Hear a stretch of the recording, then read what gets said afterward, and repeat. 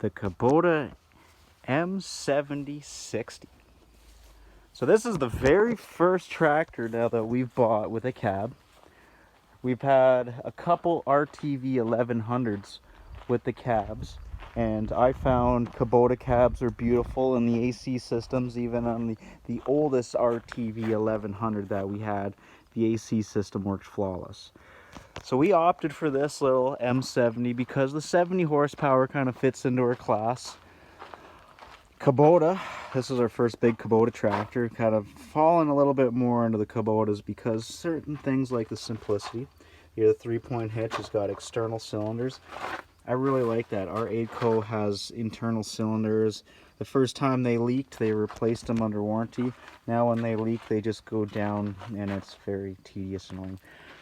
I find this is a very high hitch, a drawbar.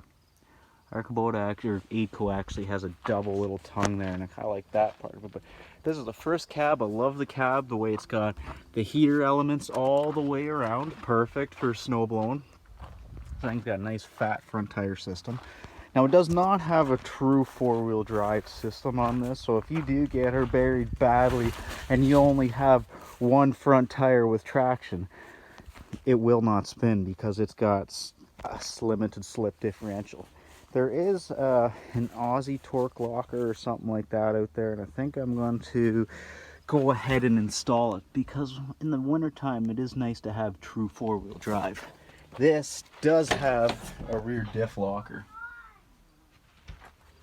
Changed your mind? You coming out? I'm gonna take a test drive on this thing? Yeah. Nice.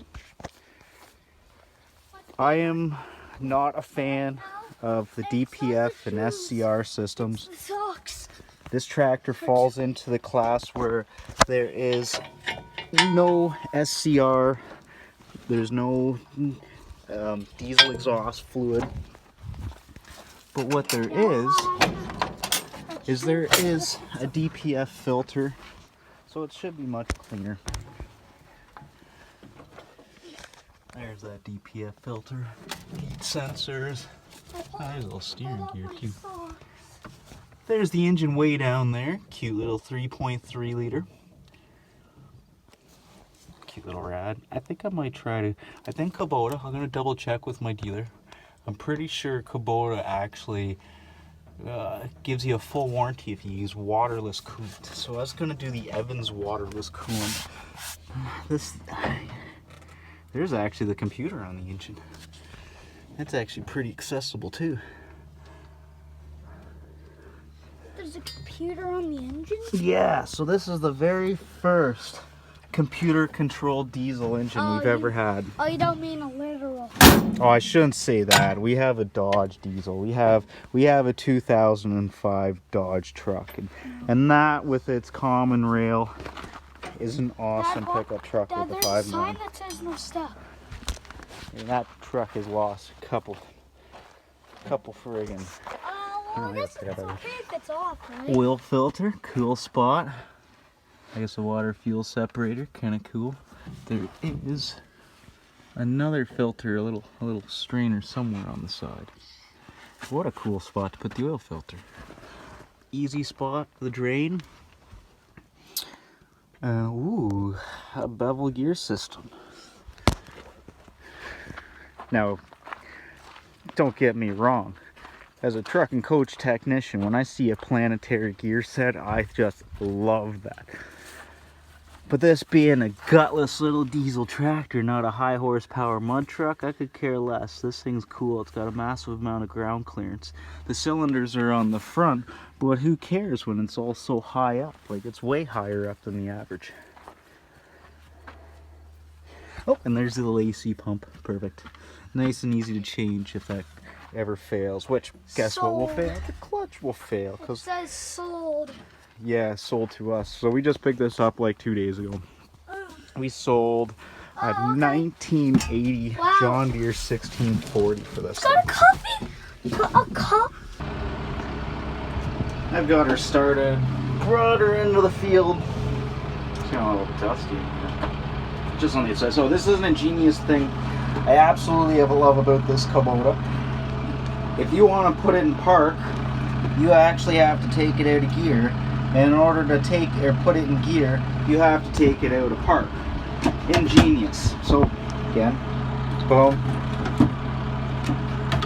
Ingenious. First gear, great. Go forward. Oh yeah. Now this is not adjustable, or at least there's not any set screw right there to help speed up or slow down the engagement. Alright. Lower this in here. Turn the PTO on. Perfect. Tells me the RPM right there. And then I can change that to the hours. Oh, I guess now that I have it turned on, you can't. And how many liters I've used, how many hours, back to PTO, the other one. Oh yeah, I can change kilometers to miles per hour. I gotta put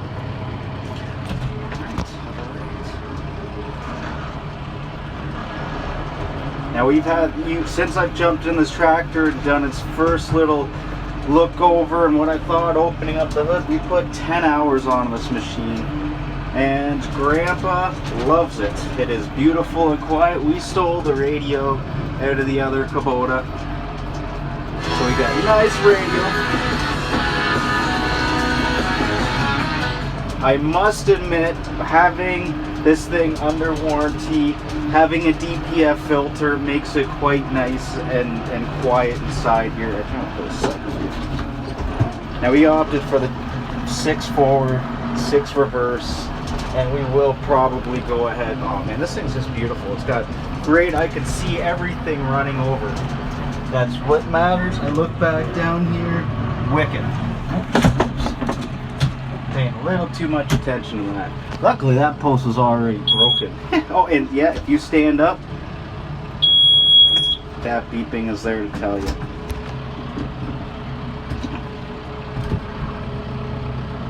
Now, I love this tractor. I am not a fan of the DPF systems because of how regulated and going into limp mode and having any issues stopping you just from the muffler. That's kind of silly. I was looking, there is tuners out there to remove that, and I thought that was pretty cool that there's a tuner out there that will bring this thing up to 99 horsepower. Will I do that? Probably not. The fit and finish of this thing is pretty solid, and actually this thing is quiet. It'd be fun to get it to roll a little bit of coal, but this is a beautiful setup, beautiful size. We're going to put quite some years on it, and I'm pretty sure I'm going to put this torque locker into the front end. It really needs a true front end when you're especially when you're plowing snow. You don't want to get stuck and have ice under 3 of the 4 tires and having 1 tire that could pull you out. And the steering on this thing is absolutely insane. I could not believe how tight it turns. I better not turn it too sharp for the friggin' implement in the back. Yep, I love this tractor. I'll answer any questions about it, but this is one of those things, you buy it and you drive it and this is what you get. I almost opted for the M4D Kabota just because the nicer cab when we're using a bucket, but we still have another AIDCO tractor that's going to do a lot. It's an open cab, so it's going to do a lot of the loader work and a lot of bale handling. This will do a lot of the fields. It replaced an old open cab John Deere from the 1980s, and this is a heck of a nice upgrade for replacing that field tractor. Bush hoggings, doing a lot of harrowing and snow blowing. Yeah, this is nice.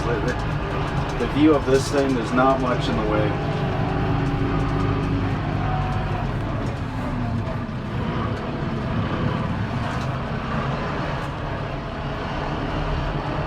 Alright, I really love this tractor after a little bit. So, see this little button right here? That's like the supercharger button. Crank her up to whatever RPM I want. And pretty much just makes the governor a lot better, but boy, does it ever just So I am going up a little hill. It's hard to tell, but that's perfect. I'm pretty familiar. Actually, I am extremely schooled in the DPF filters. I am absolutely fine with this DPF filter setup. EGR in the engine is kind of the fault. That's the kind of, if somebody chips this thing, you have to remove the DPF filter. But if the chipping, if you had a program that just removed the EGR and you put a plate in, and it completely still used the stock system, the DPF filter does keep it clean. And if you turn the EGR off, that would actually keep a lot of the particulate matter from accumulating in the filter. And especially when you got a setup like this where you can run it long and you have a supercharger button like this which will actually fuel it. Your diesel oxygen catalyst, or the DOC, and that extra fueling, or at least fueling under load, is going to keep that DPF filter right stinking hot.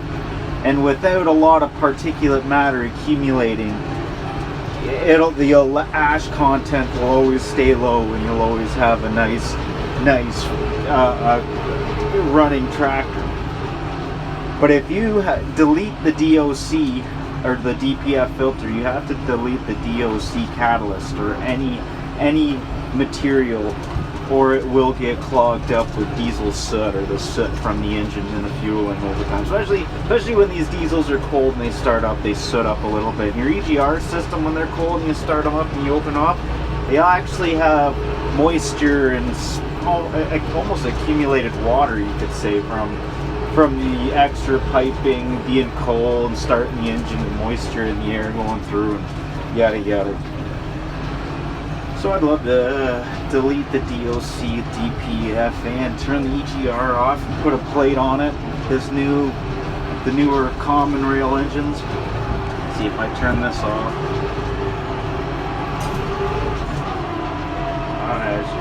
It doesn't struggle. It's just the governor is not as, let's say, aggressive. And because it's a common rail, they can really fuel it pretty good. You're never ever going to see any fuel coming out, or any black smoke coming out the filter, or coming out the exhaust with the DPF filter. It really catches it all. So many years down the road now, they seem to have it all right. They will crack. A DPF filter will crack if it ever exceeds 1200 degrees. Cummins states that their newer one's even better, and it's 2017, and I like that. They definitely can make them better. But so far, I love this tractor. This is a cute little outfit. I understand completely if we got too big of a tractor, you're literally, it's gonna go, the DPF filter system is gonna go into, oh, I love that. Being able to stop, put it in park, and you can't put it in gear without tape. That's perfect. Ingenuity. But if you had a too big of a tractor, you're kind of lugging it, or kind of under, you're not going to get the exhaust quite hot enough. It's going to go into an active regeneration exhaust, DPF, and then even bigger tractors have their DEF. I am not going to get into a DEF system for my parents, who at times will not drive this tractor, or will drive it for only small amounts of time to put hay out. Yeah, too big of a tractor would lug it up, would be asking for a regen all the time from shitty startups. Yeah, I'm going to end this off. I really like this tractor. I'm really scared of new technology, but Kubota seems to have it figured out pretty good. I don't know, I look at the engine and it still uses a regular turbo. There's no variable geometry actuators on top of it. I like that. I keep it a simple turbo, and that's one less part. I gotta fill it up. One thing to make note of compared to an old diesel, newer diesels with the common rail use fuel to cool down the common rail fuel injectors and the pump.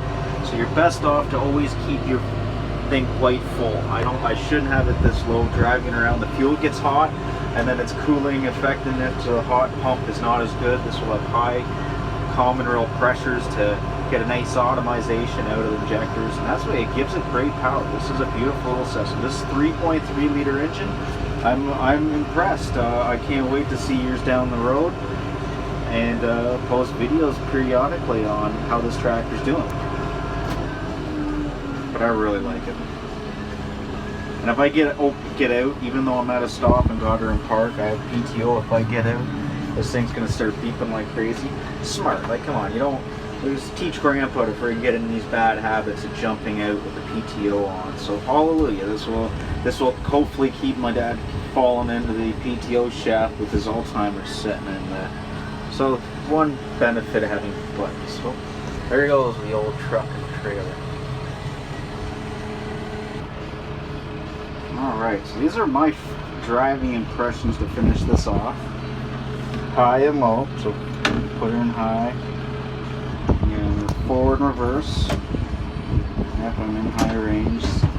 I understand why they have a light to indicate that the four-wheel drive system's working. I don't believe that that's right though. I believe that that light should only turn on with the switch. And that's to show that the switch works. The four-wheel drive system on a good working tractor, because we don't have front brakes, will always engage. So I don't see the point of why it shows that every time. Other than that, done a couple fields here. This 6-speed is absolutely phenomenal. I find low range, which actually, let's see, let's go back in low range for how easy it is. Oh, I love that. Boom, low range. There you can go on at idle. See, that's too fast. You don't want to go 1 kilometer an hour. You want to go like a quarter of a kilometer an hour at idle. So for me, too fast for snowball, which is fine. Has the creeper option. Back into high, boom, boom. Okay, let's lift up the thing here. Boom, back up so it's off front. Oh, that's kind of nice too. Like, yo, you know how much windshield washer? You can actually make sure there is a cigarette lighter. There's the heat for the wraparound. Right on. And this thing is very nice. I am extremely impressed with it. The way that the transmission operates. The throttle is actually kind of cool the way it is. Really, because I'm a truck and coach technician, I love seeing a big rod just like that. It reminds me of a shifter tower on a stick, any stick shift. And you can just adjust, you can use some heat, bend that rod exactly where you want it, if you want it higher, if you want it lower. So I give credits for that, I like that. I guess really you could just cut and weld it if you wanted to spot, man, you could make it right on the handle too. Brakes. There's the little switch so you can manually control each and every one, or each side. Horn and 4-ways. Got really good mirrors. Yep, I'm happy. I've just done all of that field, which it's actually massive. That's like a quarter of a farm. I just did this field. This tractor's only got 12 hours on it now. Hasn't even missed a burp. They did a good PDI. I haven't found anything loose. Now this is an interesting thing being so advanced. So, I don't know, 3rd gear, 4th gear. Really revs out good. Yep, 25. Got good power. 5th gear. Oh, look at that. There we go. 6th gear. And it's now going to limit it to 1900 RPM. So it's really cool that actually you could, well, I guess if you chipped it, you could probably get this thing, or not chip it, but at least reprogram and reflash the computer. You can get this thing going 50 kilometers an hour. That's awesome.